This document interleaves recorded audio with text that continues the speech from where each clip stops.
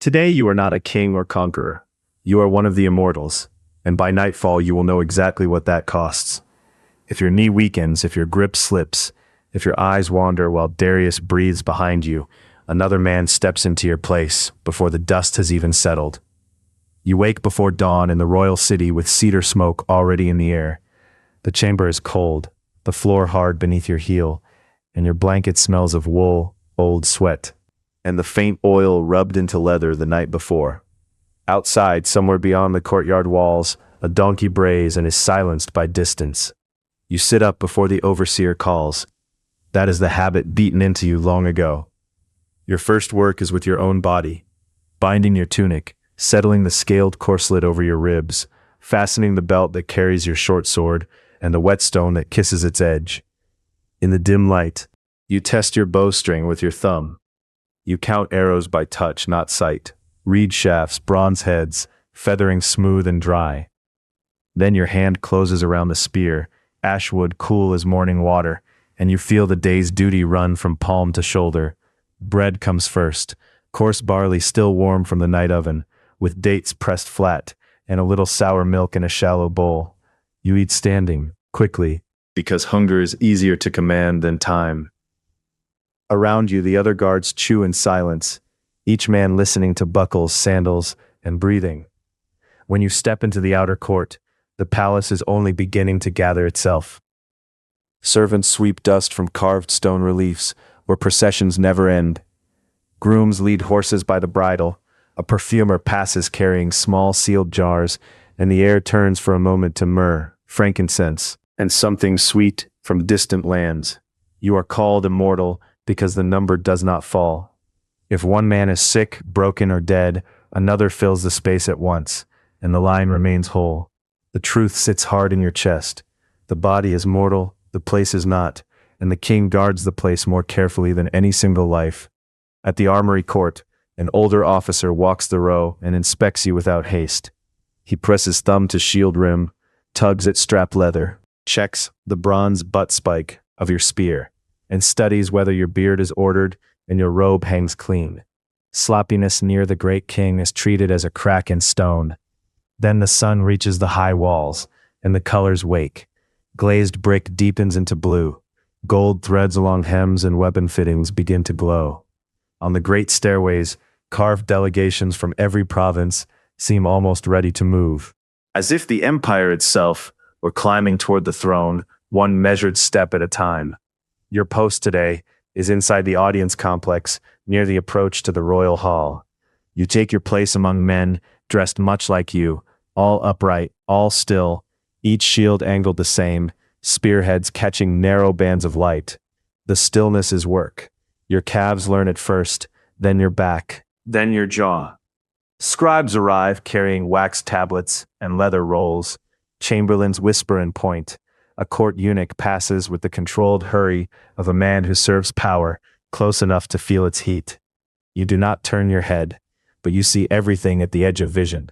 Jeweled cuffs, dust on sandals, trembling fingers. The first petitioners enter after purification. They have washed, arranged garments, straightened gifts, and practiced their bows. But fear still clings to them. You can smell it beneath incense and wool. Some bring fine vessels, some worked metal, some sealed baskets of fruit, and all of them keep their eyes lower than your spear point. Then the hall changes before you even see him. Conversation thins, sandals hush against stone. Darius comes beneath canopy and carved cedar, robed in layered cloth that drinks the light, guarded by protocol more rigid than bronze. You lower your gaze exactly as trained. Enough for reverence, not enough for blindness. The great king does not need to shout. Orders move from him through mouths trained to carry command without waste. Satraps are named, tribute tallies are confirmed. A messenger from a western coast kneels, salt still ghosting his cloak, and you hear the empire in fragments. Horses, grain, revolt, roads, ships. Silver. Hours pass in measured pain. Sweat gathers under scales and runs slowly down your flank. Your fingers ache from holding the spear neither tight nor loose. A fly lands on your wrist and walks there like a dare from the gods. You let it stay, because discipline is sometimes nothing more glorious than refusing a small movement. At midday, you are relieved for a short interval, and the palace rear court feels almost coarse after the polished solemnity within. You drink watered wine and chew onions with more bread, a strip of salted meat, and herbs crushed between finger and thumb. Nearby, two grooms argue quietly over a horse blanket from Bactria. There is no true privacy even at rest.